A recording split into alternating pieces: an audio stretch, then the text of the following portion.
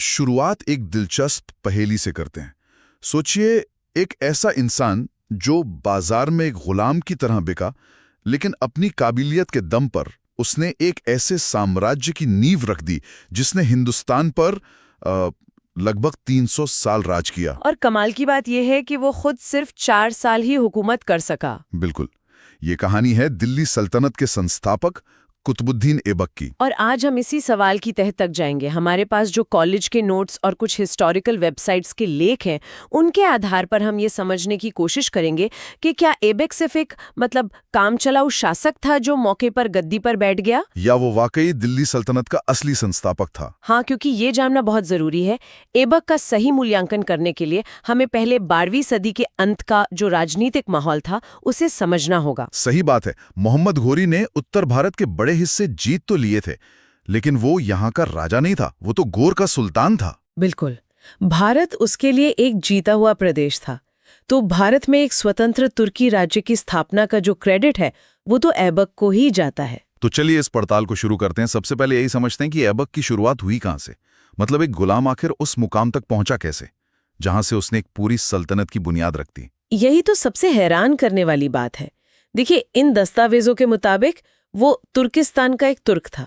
बचपन में ही उसे निशापुर के एक काजी ने खरीद लिया था। अच्छा, निशापुर जो आज ईरान में है। जी हाँ, और शायद यही उसकी जिंदगी का सबसे बड़ा टर्निंग पॉइंट था, क्योंकि उस काजी ने उसे खरीदा तो गुलाम की तरह, लेकिन पाला बेटों की तरह। मतलब उसे अच्छी शिक्षा दी गई होगी।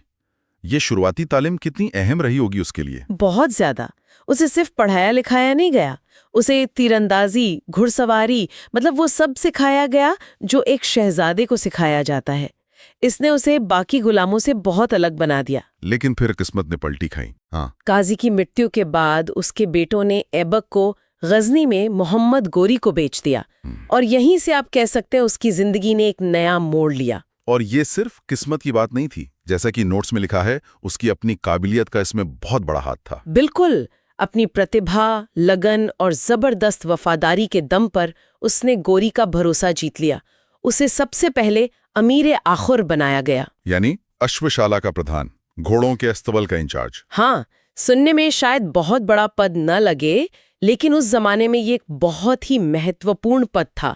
जिसके पास शाही अस्तबल का कंट्रोल होता था, वो सुल्तान के सबसे भरोसेमंद लोगों में से एक होता था। और वो सिर्फ पद ही नहीं संभाल रहा था, गोरी के सैन्य अभियानों में भी वो बराबर साथ था। जी हाँ, चाहे वो 1192 का तराइन का युद्ध हो या 1194 का चंदावर का युद्ध, वो हमेशा गोरी के साथ रहा। और जब गोरी वापस जाता था तो यहाँ का सारा काम ऐबक ही देखता था। हाँ, उसने अजमेर और मेरठ जैसे बड़े विद्रोहों को दबाया और जीते हुए भारतीय प्रदेशों का सूबेदार बना।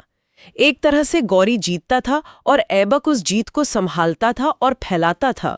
अच्छा, उसने साम्राज्य का विस्तार भी किया। बिल्कुल, उसने कालिंजर, महोबा और खजुराहो जैसे नए इलाकों पर अधिकार किया, और गौरी उसकी काबिलियत को पहचानता था, इसीलिए अपनी मौत से पहले ही उसे मलिक की उपाधि दे दी थी। जो एक तरह का इशारा था कि हिंदुस्तान का वारिस कौन होगा। सही पकड़े, वो उसके इरादे को साफ करता है। तो चलिए अब इस बात की गहराई में उतरते हैं। 1206 में मोहम्मद गौरी की मृत्यु हो जाती है। ऐबक भारत में है, लेकिन सत्ता का हस्तांतरण इतना आसान नहीं रहा होगा। उसके सामने सबसे बड़ी चुनौतियां क्या थीं? देखिए, इन दस्तावेजों के हिसाब से उसके सामने 3 बड़ी समस्याएं थीं।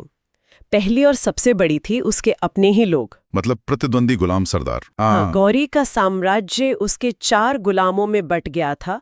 गजनी पर ताजुद्दीन एल्दोस, सिंध और मुल्तान पर नासिरुद्दीन कुबाचा और बिहार बंगाल पर खिलजी सरदार। ये सब ऐबक के बराबर थे और उसे अपना शासक मानने को तैयार नहीं थे। ये तो बहुत मुश्किल स्थिति है। और दूसरी चुनौती? दूसरी चुनौती थी राजपूतों का विद्रोह। कई राजपूत शासक अपनी खोई हुई सत्ता वापस पाने की कोशिश कर रहे थे।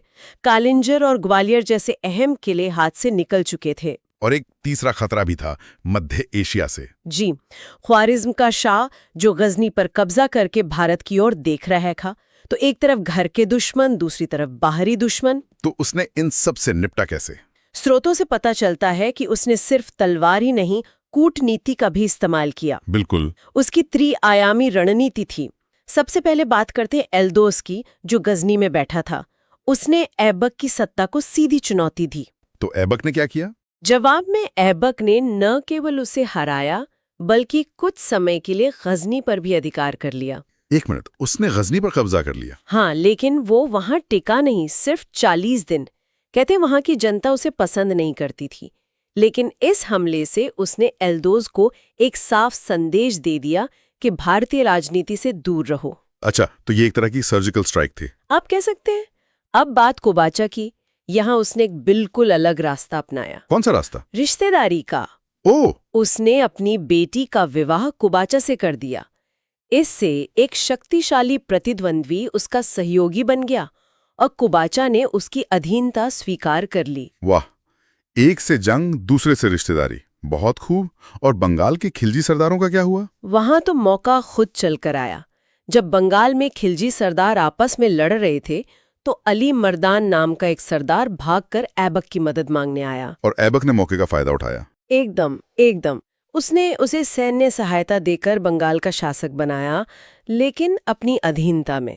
इस तरह बंगाल पर भी उसका प्रभाव स्थापित हो गया। यहाँ ये जानना बहुत दिलचस्प हो जाता है कि एक शासक के तौर पर ऐबक कैसा इंसान था। स्रोतों में उसकी दानशीलता के काफी किस्से हैं। हाँ, उसे लाख बख्श यानी लाखों का दान देने वाला और पील बख्श यानी हाथियों का दान देने वाला कहा जाता था। इतिहासकार फरिश्ता ने तो यहाँ तक लिखा है कि उस युग में किसी की उदारता की प्रशंसा करने के लिए लोग उसे अपने युग का कुतुबुद्दीन ऐबक कहते थे। देखिए, इतिहासकार हबीबुल्लाह के अनुसार उसमें तुर्कों की निर्भीकता और पारसियों की परिष्कृत अभिरुचि दोनों का मेल था। ये तो एक बहुत अच्छा कॉम्बिनेशन है। और अबुल फजल के अनुसार उसकी सेना में तुर्क, गौरी, खुरासानी, खिलजी और हिंदुस्तानी सैनिक सब शामिल थे, जो उसकी समावेशी नीति को दिखाता है। एक और रोचक तथ्य, उसने शुरुआत में सुल्तान की उपाधि धारण नहीं की थी। हाँ, वो सिर्फ मलिक और सिपाह सालार की उपाधियों का ही प्रयोग करता रहा। ऐसा क्यों? क्या ये उसकी विनम्रता थी या कोई राजनीतिक सावधानी? शायद दोनों। उसे 1208 में गजनी के शासक से दास्ता से मुक्ति और सुल्तान की वैध मान्यता मिली। तब तक वो बहुत सावधानी से चल रहा था। चलिए, अब उसकी उस विरासत की बात करते हैं जो पत्थरों में उकेरी गई है। सिर्फ 4 साल का शासन, लेकिन उसकी बनाई इमारतें आज भी दिल्ली की पहचान हैं। हाँ, उसने दिल्ली को अपनी राजधानी के रूप में विकसित किया। उसकी 3 प्रमुख देन है। पहली, दिल्ली की कुव्वत उल इस्लाम मस्जिद। ये भारत में इस्लामी पद्धति पे बनी पहली मस्जिद मानी जाती है ना? जी हाँ, और स्रोत ये भी बताते हैं कि यह पृथ्वीराज चौहान के किले राय पिथौरागढ़ के स्थान पर बनाई गई थी। और इसके निर्माण में जैन मंदिरों के अवशेषों का उपयोग किया गया हो सकता है, ऐसा भी जिक्र है। हाँ, ये एक नई सत्ता का प्रतीक था, पुरानी सत्ता के प्रतीकों के ऊपर। और दूसरी इमारत अजमेर में 2.5 दिन का झोपड़ा। इसकी कहानी और भी दिलचस्प है। ये एक संस्कृत पाठशाला की जगह पर बनाया गया था, जिसे चौहान शासक विग्रह राज्य चतुर्थ ने बनवाया था। अच्छा। हाँ, आज भी वहाँ हरिकेली नाटक के कुछ अंश पत्थरों पर लिखे हुए मिलते हैं। और तीसरी और शायद सबसे प्रसिद्ध, कुतुब मीनार। बिल्कुल। उसने 1199 में सूफी संत ख्वाजा कुतुबुद्दीन बख्तियार काकी की याद में इसका निर्माण शुरू करवाया था। लेकिन वो इसे पूरा नहीं कर सका। नहीं, वो सिर्फ नींव और पहली मंजिल बनवा पाया। इसे बाद में उसके दामाद इल्तुतमिश ने पूरा करवाया।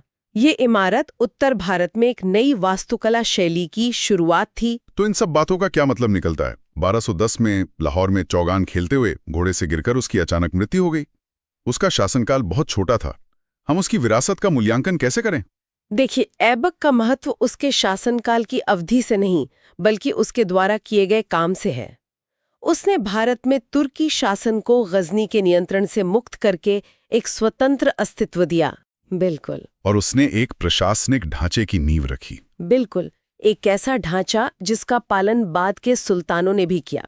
स्रोत कहते हैं कि तुर्की साम्राज्य की स्थापना में ऐबक का वही स्थान है जो मुगल वंश की स्थापना में बाबर का है। उसने नींव रखी जिस पर इल्तुतमिश ने एक भव्य इमारत खड़ी की। एकदम सही। और जाते जाते एक विचार। स्रोत बताते हैं कि ऐबक ने अपनी राजधानी लाहौर को बनाया था, लेकिन उसकी सबसे प्रतिष्ठित और दूरगामी प्रभाव वाली इमारतें कुतुब मीनार और कुव्वत उल इस्लाम मस्जिद दिल्ली में हैं। ये एक दिलचस्प बात है। तो ये एक सवाल खड़ा करता है, क्या लाहौर को राजधानी बनाना सिर्फ गजनी के खतरे से निपटने के लिए एक अस्थायी रणनीतिक फैसला था, और क्या दिल्ली ही हमेशा से उसके भारतीय साम्राज्य की भावी राजधानी के रूप में उसके जहन में थी?